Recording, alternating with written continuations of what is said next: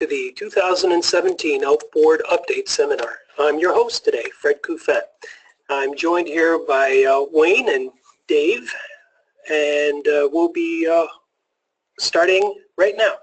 This module is being recorded.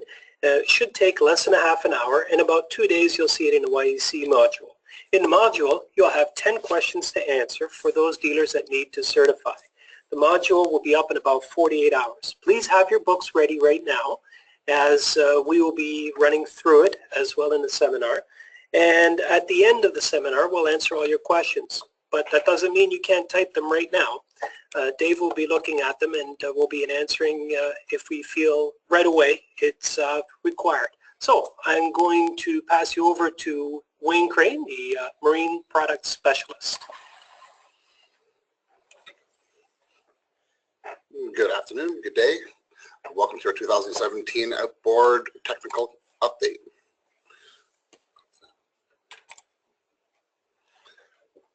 And we'll get right in working with our Yamaha side. Like I said, we have about 45 minutes, so I'd like to touch on some of the really important stuff and some of the lesser stuff that you can read on your own time. Please feel free to do so. Most importantly is our customer satisfaction and our dealer service support group. Dealer service support group should be your first contact to Yamaha, technical, instead of bothering your TSMs. They're busy as they are. A little bit more of the service department of who's who, the people that work internally behind the scenes that most of you people don't have a chance to meet. There's our dealer service support, and if you'd like to highlight and mark down the number for them, the 1-800-267-8577. Again, your first contact. They do have an email address, dealer service support at yamaha-motor.ca. If it's not an urgent request, customer relations are there as well for your customers who deem it necessary to contact Yamaha. Again, we do have a customer relations email address. That number and email address is for your customers. Don't be handing out the DSSG number and email to customers. That's for you guys. Field staff or TSMs, 9 of them located across the province or across the country. Phone numbers there. There is a slight change to your book. When we printed it, there was a typo. For the Quebec dealers and anyone who does need to contact Stefan, please make sure you put the right phone number in for him, or you're going to get a different person on the line. Just a quick breakdown of where each person TSM represents, just in case you're not sure who your TSM is. Again, more who's who inside. Our warranty, technical services, and dealer training. Dave Shepard takes care of with Nick Sang and Karen Doss. Oh, and here we have something new. For the warranty department, we have a new email address that dealers can go and email for any questions related to the warranty. Furthermore, in the book you'll find the Yamaha unit logistics, where if you have any questions regarding or any issues with anything that's been transported to your dealership, call them as soon as possible. Moving on. Thank you. We've included also the outboard warranty policy, so the next 8 pages is exactly what we cover, what we don't cover under warranty. And this is the information that's in the owner's manual as well, right? That is correct. As well as the consumer website. Correct. Very good. Copy and paste it right from those sites. We also have our Yamaha protection plan, and again, a description of what we cover and what we don't cover under YPP. And this is exactly what the dealers will be able to find under YPP at the YDS site if they go and look, right? Correct. Copy and paste it right from that site. What is this form, Wayne? This is our PDI checklist for outboards. I highly recommend using this. This is a legal binding contract between your dealership and the customer. So when the customer leaves your dealership, he or she knows exactly what they purchased, what they've declined, and that if there's anything missing, owner's manuals, keys, if there's any scratches or dents, You have this copy. It's a carbon copy. One stays with your records. One goes with the customer. And this is something that your TSM or that warranty department may want to look at if a dealer had a warranty claim on a particular unit, is it not? We can definitely ask for it, yes.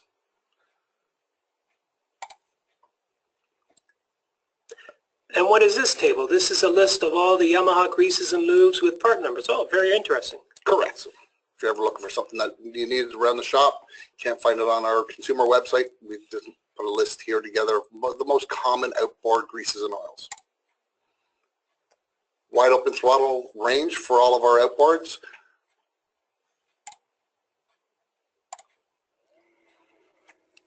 Quickly go through some of our recent bulletins. Again, all this information is found on YDS. We just sort of put it in a little table just to make it easier. We went back for the last 5 years, but YDS is forever. Tech tips, information.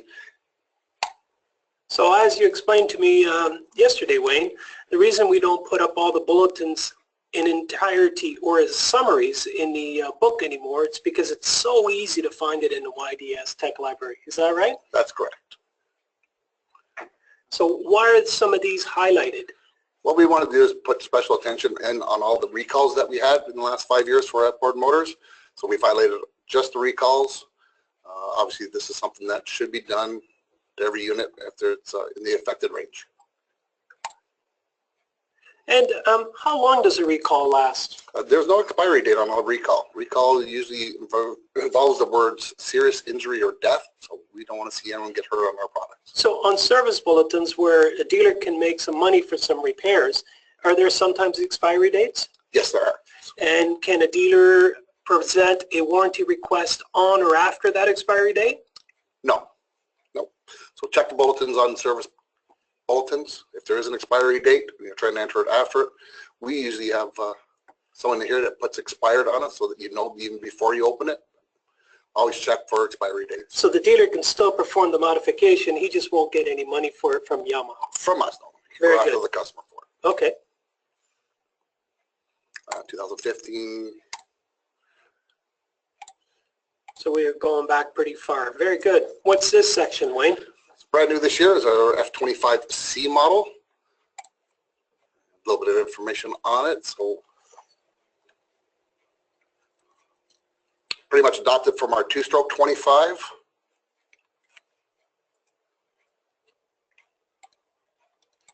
And if you're looking for it on WidePEC, the easiest way I like to use is use the prefix and serial number. So we're starting new this year with the 25C model. The prefix is the 6FM.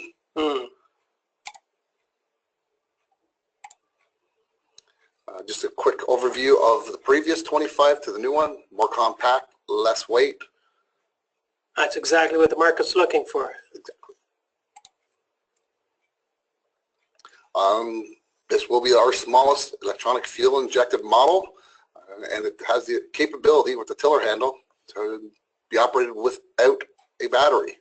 So just pull the recoil starter, it will activate through the flywheel, powers up the ECU. ECU will do all of its wonderful things, power up the VST, power up the ignition coils. Fuel injectors will fire at the same time as the spark fires. If this doesn't have a battery, can I connect this unit to a YDIS? We are putting out a harness. Yes. That will be auto shipped out within the coming months. Very good. So just again, model features. Since it is fuel injected, it does have variable trolling speed. So low RPM, you're down to 750, up to 1050 RPM. It is an inline 2-cylinder, single overhead cam, batteryless, fuel injected. 3 new carrying handles and grips, new bracket and steering. Lower unit is the same as the old 2-stroke 25. Being fuel injected, you do have the ability to put YCOP, which is our anti-theft device on this machine, as well as having command link on your electric start motors only. So bells and whistles for those who want. Again, a little bit more on each one of those features. The new carrying handles, there's 3 points now that you could actually pick this unit up, make it easier to maneuver around. Also, you can place it down on the new pads added for stability when you're resting it down on the dock or near the boat. A variable trolling speed as well with the multifunction tiller handle would be built right in. And again, the range from 750 up to 1050. Every time you bump the button up or down, it will go 50 RPM. New on this machine, new cylinder head, new cylinder block, pistons, connecting rod, and crankshaft. There's some of the displacement of the old 25.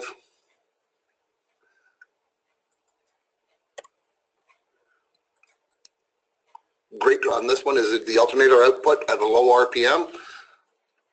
You're getting almost 8 amps at 1,000, which is just off idle. Great for those people with the fish finders and all the necessities when they're going out fishing. Tried to put this into the best diagram that we could of pulling the recoil starter, engages the flywheel. Flywheel sends voltage down through to the smoothing condenser, into the ECU, automatically turns on the fuel pump, pressurizes the fuel system, gets the injector ready to fire. At the same time, the ignition coil is powering up, sending information to the spark plug so that all the magic happens at the appropriate time. Do we have to pull the engine once or twice to get it started? The ones that we've had here has been the first pull.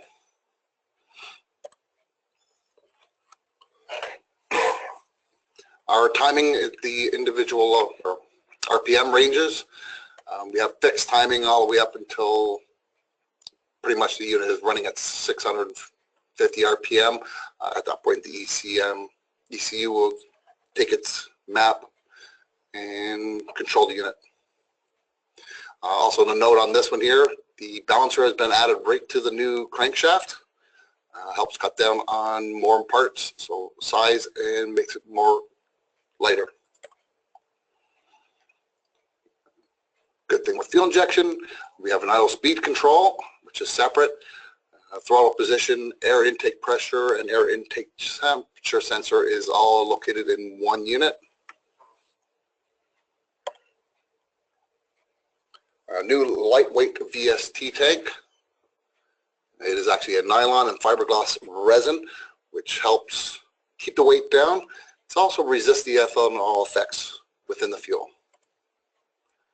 Inside the VST, we will see that there is a cooling hose.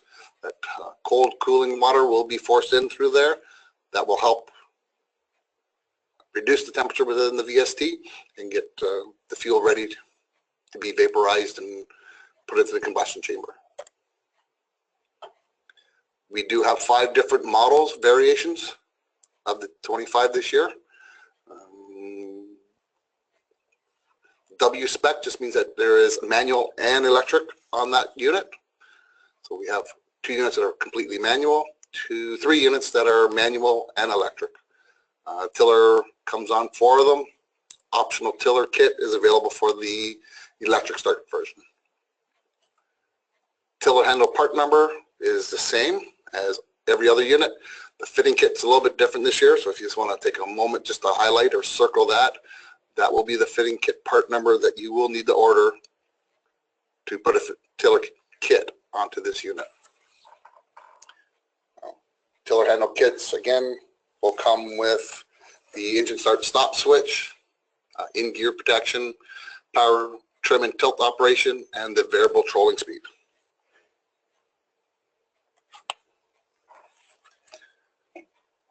So what do we have here? Is this an accessory? We'll call it an aftermarket part. It doesn't come with the unit, but for the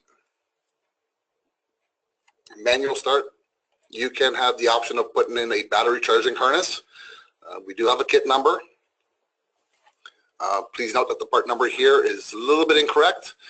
It is a -0 at the end, not a -10.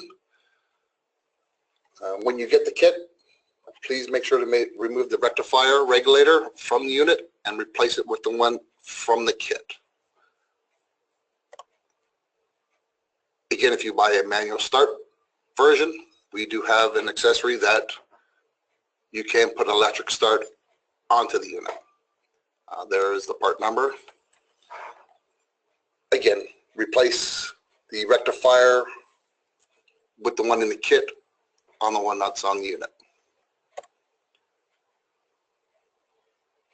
Remote control attachment kit part number is there for you. Please note that the steering hook is not included in the kit. That will be needed to be ordered separately, and your two part numbers correspondingly are there. This is the lightest 25 out there. They do put an engine lifting bracket on for your convenience.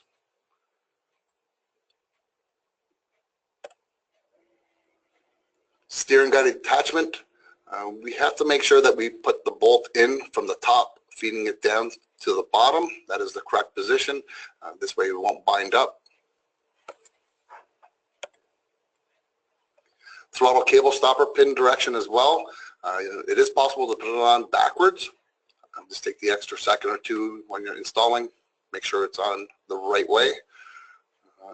Adjusting your top dead center. Use the marks on the pulleys.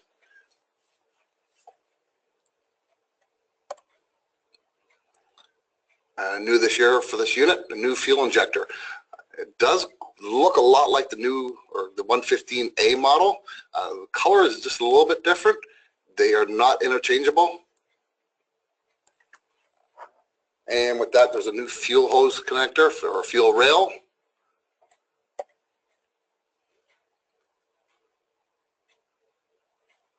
It is possible that when the customer is checking their own oil, that the dipstick may not get into the pan. There is just a little bit of a gap. Best way to recognize this, if the dipstick is still sitting out about 1/4 of an inch, they can't go in any further, take it out, reinsert it, and we'll probably see a few people doing this down the road. So what are we looking at if a customer does that? Some oil inside the in the engine casing? Yeah. Okay. Easy to remove the fuel from the unit. Accessible. There's a blind hose. Just have to unscrew it, and it's a quick drain. New cylinder head on this. Again, our bolts are not reusable, so if you're doing any work, please order new bolts in.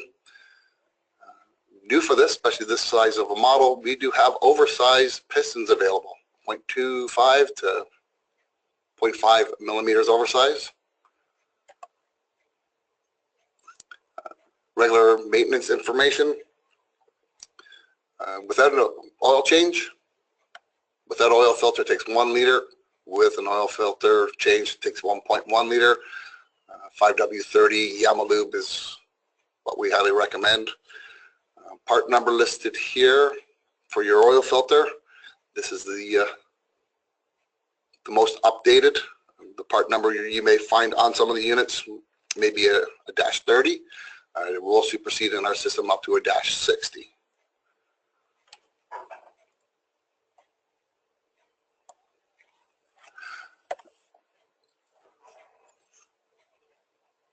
Part number there for spark plugs. And thermostat opening temperature at 60 degrees. Pretty standard for most of our outboards. Anode location. Tilt lock operation. This is just to hold the unit up while you're still in the water. We really don't want to see people trailering using this as a tilt lock while trailering. Just to interrupt you there for a moment, Wayne, we do have a question that's come in, and it's a question about that steering hook, that little linkage. Does that direction of the bolt apply to all models of Outboard, or is it just for this 25? As of right now, it's 115 had the same, the 115B, and the 25. But we could double check to make sure, but those are the two that come to mind right off the bat.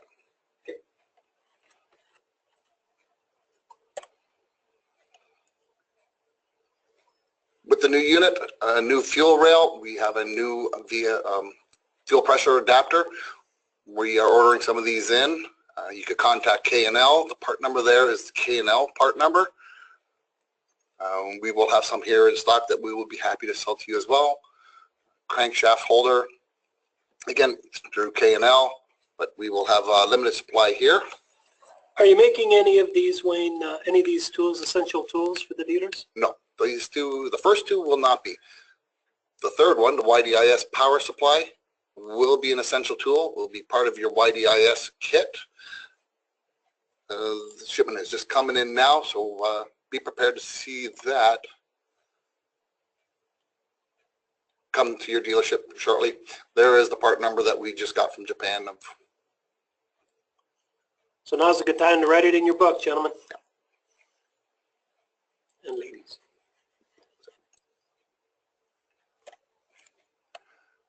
Specifications for each of the units. So dimensions, engine. For the long shaft, how our injection control works, and how the timing is affected. Over rev control and our overheat. It's always good information for the customer as well.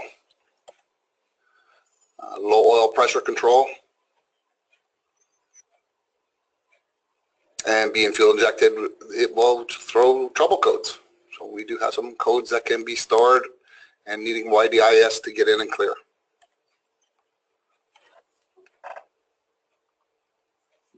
Fuel diagram of the fuel flow when the engine is running. Lubrication diagram. And cooling water diagram. Good information if you're ever coming to something that may have a blockage in it, in the cooling or in the oil passages. Where does the oil flow from next, or where's the water coming from? Well, that was very good information. And now off to the F90B. F90B, brand new this year. We're just going to go for a model outline, some features, some technical information, and then into specifications. We did a little comparison of our last F90, F90A, and some of our competitors, and I'll leave that in your books for you guys to look at later. But we did find that our new F90B beat our last F90A in a drag race by 0.3 of a second. Doesn't sound like much to most of us, but for those guys out fishing that need to get to the fishing hole quicker. Fuel economy is about 10% better. That's at normal cruising speed. We also notice a lot of less noise and a lot of less vibration. So new features this year, we got a 1.8 liter. Our last 90 was a 1.6. Lighter top cowling, better molding and resin in the top cowling. Same design as our 115B. The upper case is a two-piece split type. Again, we're stealing a lot of the information and technology from our 115B. There is a new propeller series. We'll touch on that a little bit later. Lower unit has stayed the same as the 115B. And our power trim and tilt has gone to a single cylinder, and that's, you'll find the same as our 115B model. Top cowling, they've designed it to have better flow of air into the engine and the chance of any water getting in there, better drainage of water. Again, fuel injected, so you are able to use the variable trolling mode, whether it be on your tiller handle or on your command link tachometer. And we're down to 6,000 or 600 RPM on this, all the way up to 1,000. You'll find the average idle is around 750 RPM. New for the 1.8 liter F90, cylinder head, cylinder block, piston intake, and exhaust manifolds. VST is a very simple and easy access right on the cylinder head.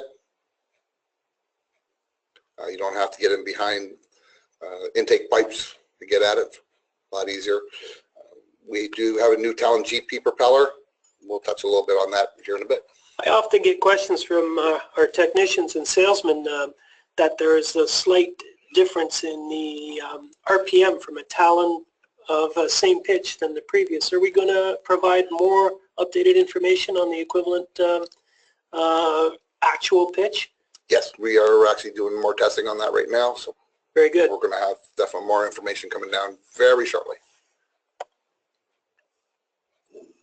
Japan has supplied us this year with our Talon, our standard 65, and our Talon GP, the equivalent. So you may have a 16-inch Talon, which was a 19-inch standard, which is now a Talon GP 17. Very confusing. I said we were trying to get this information out to you guys as fast as we can. Alternator output. Again, we have comparisons from our last F90. And we're at 28 amps just off idle at 1,000 RPM. That's a pretty good output, again, for those people running fish finders and sonar equipment.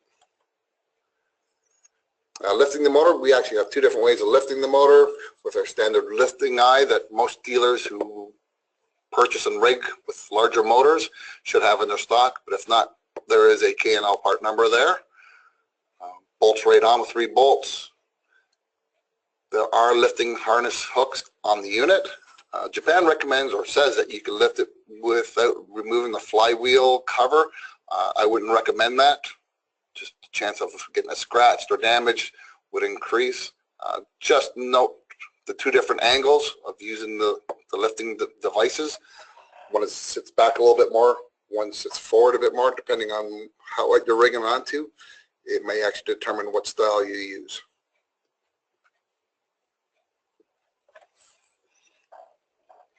Engine oil, so without an oil filter, you're replacing 3 liters. With an oil filter change, it's 3.2. Again, Yamalube Marine, highly recommend.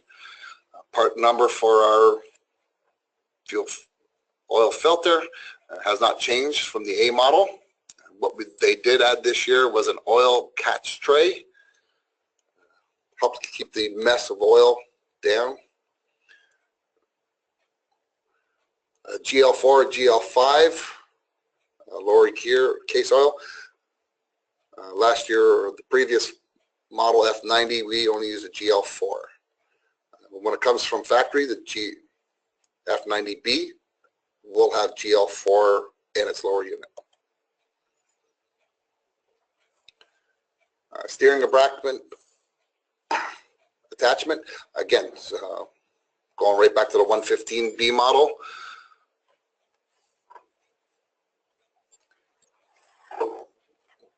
And a correct way and a wrong way. So if you happen to be using a linkage from an A model, it will not fit onto the machine.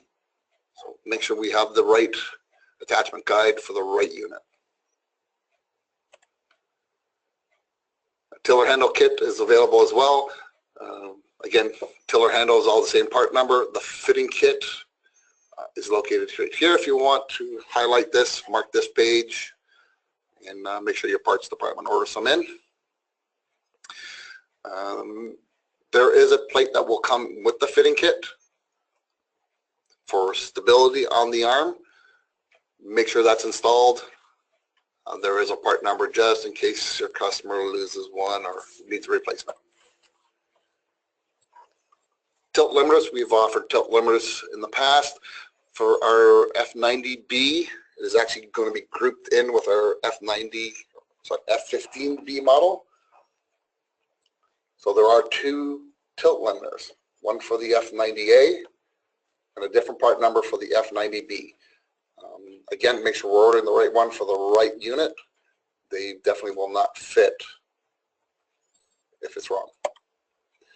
There's our F90A and our F90B selection and corresponding part numbers. Sensor layout, ECU, fuse box, oil pressure switch, water detection, of course, in the filter, the optional tilt limiter, engine temp sensor, crank position sensor, intake air and pressure sensor,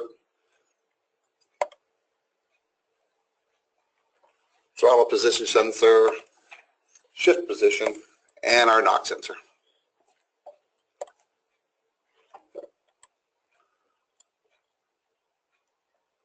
Anode location, every 500 hours or 5 years, whatever comes first, these should be changed, if not even looked at. The bracket plate anode part number in your book is incorrect, so if I could just get you to switch that over to the correct part number. All the correct information is on YPAC. Just want to make sure that your books have the most current and up-to-date information that we could get out to you. We had a new spark plug for this machine this year. There's the part number there if you want to highlight it and mark this page. Again, it's in YPAC. YPAC will show the correct information. Thermostat opening temperature, again, 60 degrees Celsius. Adjusting top dead center. Again, we have marks. Align the two marks. Do not use the advancement that you see on the flywheel. That will definitely make things worse down the road. Vapor separator tank, again, right on the cylinder block. Very easy to maintain it.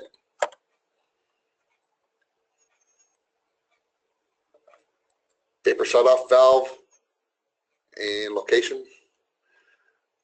The fuel filter has actually got a rubber holder on it now, so it should be easier to be removed. Cartridge filter is dislocated after mechanical pump. 30 micron mesh inside. Fuel pump filter, the mesh on that is 17, and that is offered separately on YPAC. And while we're still on filters, this should be a non-issue now. All our dealers know that they should be providing our outboard motors with already filtered gasoline. So there should be a 10 micron filter on the boat before it's delivered to the outboard. Water separate, yes. And water separator if your customer wishes as well. Again, I just took this right off YPAC, and we can see that I like to call it sock, but the filter inside the VSD is available separately. And that's part number 12 on your slide there, on this slide. And for you guys who want to mark that down, that is the part number. Again, that will be found in YPAC.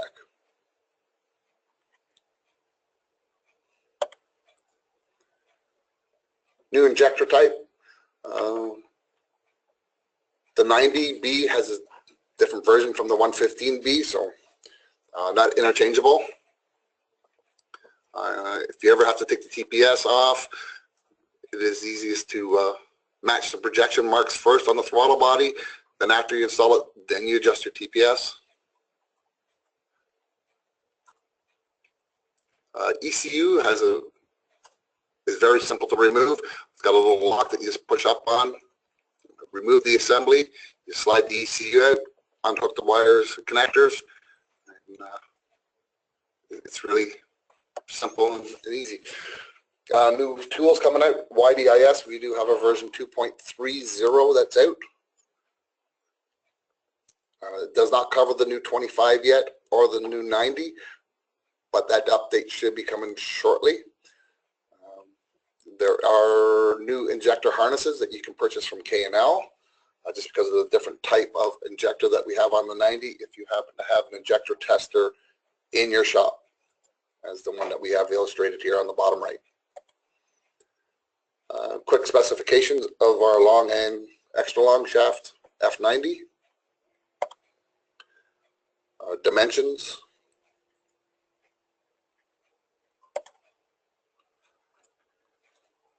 some product update and improvements that we do have out.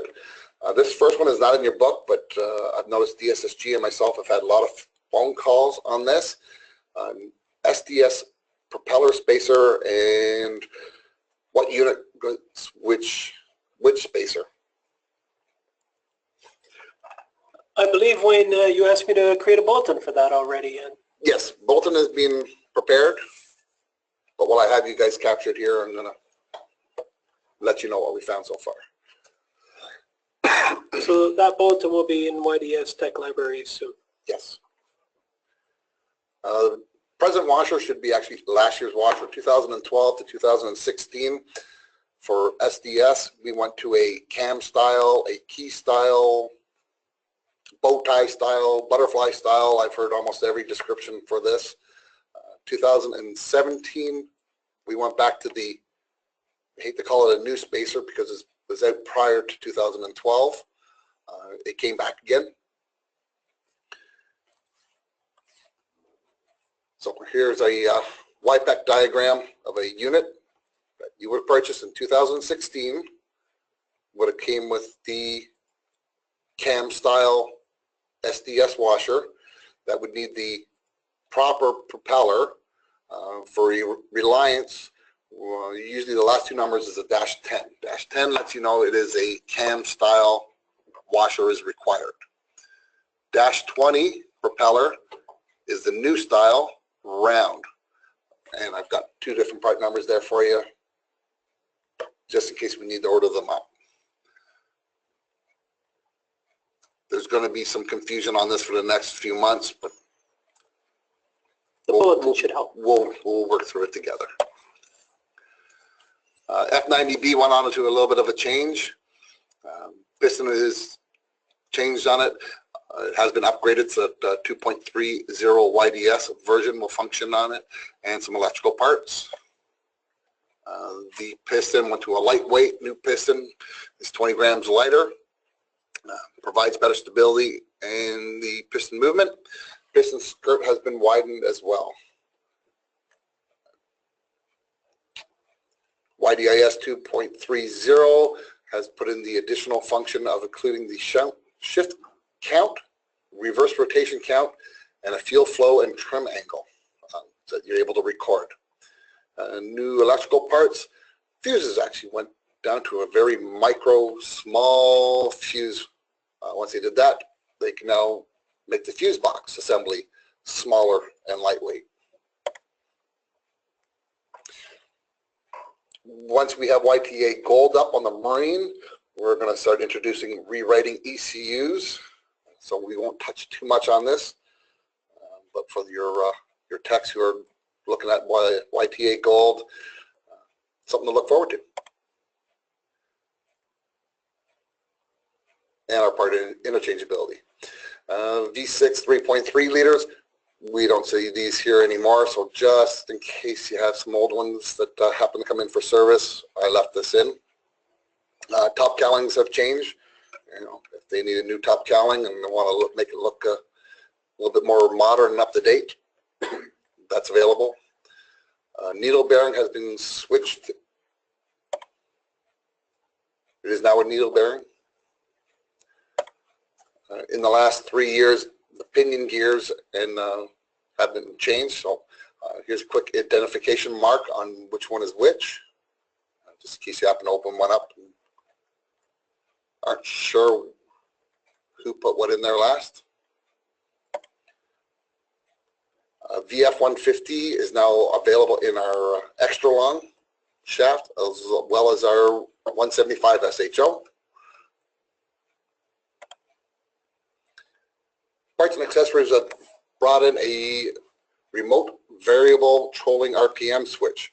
So you can do away with your multi-tiller function tiller handle or your command link tack now and just run this one wire. It's 26-foot cable and just an in-dash or on-dash switch that can bump your RPM up in increments of 50 RPM, up or down. Again, new Talon GP propellers coming with the new style spacer compared to the previous model with the cam style or butterfly style. Our 704 remote control box Pinnacle went through a little bit of a facelift this year.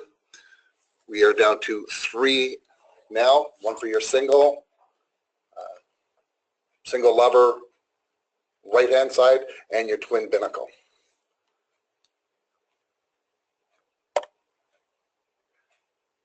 And this will touch a little bit on some of the hot sheets that we've released in the last year.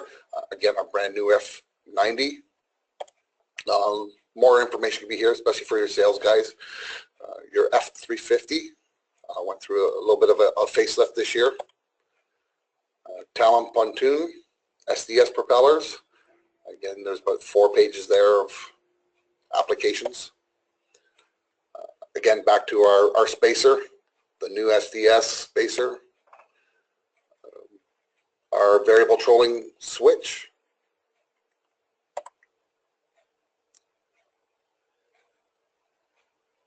Aluminum Talon. Our VMAX 115 and 175 going to extra long, so 25-inch shafts on them. Our F250 and 225s were DEC only, so digitally electronic control. Japan has actually came up with a mechanical version, cut down on some prices, but still for the customers who want to go offshore and need the big horsepower. So thank you very much, Wayne. This brings almost to a conclusion our YEC 2017 Outboard Technical Update Seminar. We are going to stay on for a couple minutes to allow any technicians that wish to type in their questions so that we can answer. Just remind you that after this module in the YEC product, that you'll have 10 questions to answer for qualifying dealers, exceptional and 5-star. The module itself will be up in 48 hours. You can answer this open book, please, and we are waiting for any questions. So this will probably terminate the recording if no one has any questions. Ma. Where can we get the injector cleaner? Where can we get the injector cleaner, Wayne? K&L Tool, they supply it. I would shop around.